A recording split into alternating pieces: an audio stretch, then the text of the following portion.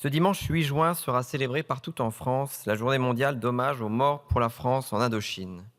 À quelques jours de ce rendez-vous mémoriel annuel, il est heureux que la représentation nationale puisse se saisir solennellement du souvenir de cette guerre. Une guerre aujourd'hui trop méconnue, trop peu commémorée, comme condamnée à l'oubli dans l'ombre de la guerre d'Algérie, qui devait se déclencher quelques mois seulement après la fin de la guerre d'Indochine. Pourtant, ceux qui sont tombés pour la France en Indochine n'ont pas démérité, et l'héroïsme de nos armes a conquis en Extrême-Orient quelques nouveaux galons, quelques pages supplémentaires d'histoire glorieuse. Gloire notamment d'avoir combattu, non sans vaillance, la subversion du totalitarisme communiste qui devait commettre tant de massacres en Asie du Sud-Est, jusqu'à l'effroi indicible 20 ans plus tard du génocide cambodgien. Gloire d'avoir combattu la peste totalitaire qui se répandait alors dans tant de pays, sous l'autorité sanglante du camarade Staline. Si la cause de l'indépendance était naturellement et inconditionnellement légitime, tout autant qu'inévitable, les Français morts en Indochine ne sont pas pour autant morts pour rien, mais pour combattre une des idéologies les plus meurtrières de l'histoire humaine. Honneur leur soit rendu. Au regard du bilan humain du communisme, les combattants d'Indochine n'ont pas mené un combat inutile. Et au regard de ce bilan, au regard du sang versé, notamment du sang français versé en Indochine, le président de la République française aurait pu s'abstenir de rendre hommage à Ho Chi Minh, bourreau et tortionnaire de tant de soldats français. S'incliner devant Ho Chi Minh, c'est s'incliner devant Staline, devant Lénine, devant Mao, Pol Pot et Kim Il-sung. C'est s'incliner devant les innombrables crimes commis depuis la révolution bolchevique. Or, une mémoire bien ordonnée est une mémoire qui n'oublie ni les hommes tombés ni les principes pour lesquels ils sont tombés. Cet hommage à Ho Chi Minh était donc une faute, un désordre mémoriel. Mais une mémoire bien ordonnée n'oublie pas davantage les erreurs et les injustices qui ont été commises. Et une grande nation s'honore toujours à les reconnaître.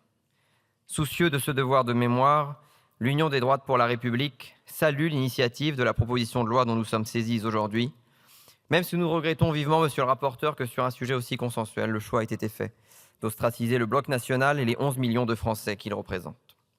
Pourtant, comme vous, nous jugeons qu'il est grand temps que la France exprime sa reconnaissance autant que ses regrets envers les rapatriés d'Indochine, populations civiles ou membres des formations supplétives, ainsi qu'à leurs familles et à leurs descendants. Dès avant les accords de Genève, l'armée française a organisé le rapatriement des familles concernées. Mais après un long et difficile voyage, ces familles ne trouvèrent pas en métropole l'accueil qu'ils méritaient, affrontant une opinion largement indifférente à leur sort et des pouvoirs publics plus préoccupés de les parquer que de les recevoir.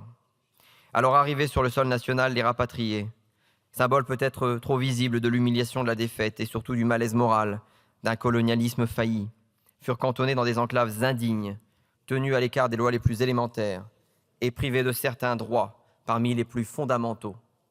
À ces hommes et à ces femmes qui avaient fait le choix de la France a répondu par le choix de la gratitude.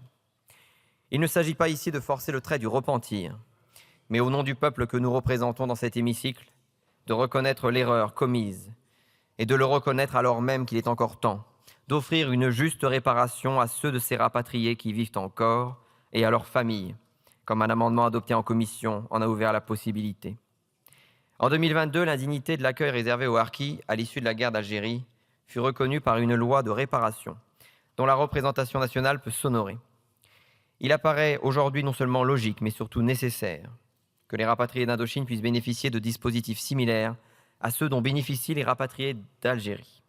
L'élargissement de la journée nationale du 8 juin est également bienvenu, tout comme la recherche et la construction de lieux de mémoire, expression utilisée par plusieurs orateurs ce soir, et qui me permet de saluer ici la mémoire du regretté Pierre Nora.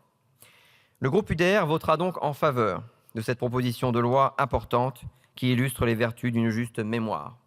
Non pas une mémoire honteuse, mais une mémoire consciente, qui sait combien il est important de reconnaître les erreurs commises pour pouvoir mieux célébrer les gloires acquises au fil d'une histoire qui n'en a jamais manqué. C'est là, pour nous, une exigence d'équilibre, une condition fondatrice d'une mémoire partagée, permettant à chacun, au-delà des chemins individuels, de dire d'une même voix « Vive la France !»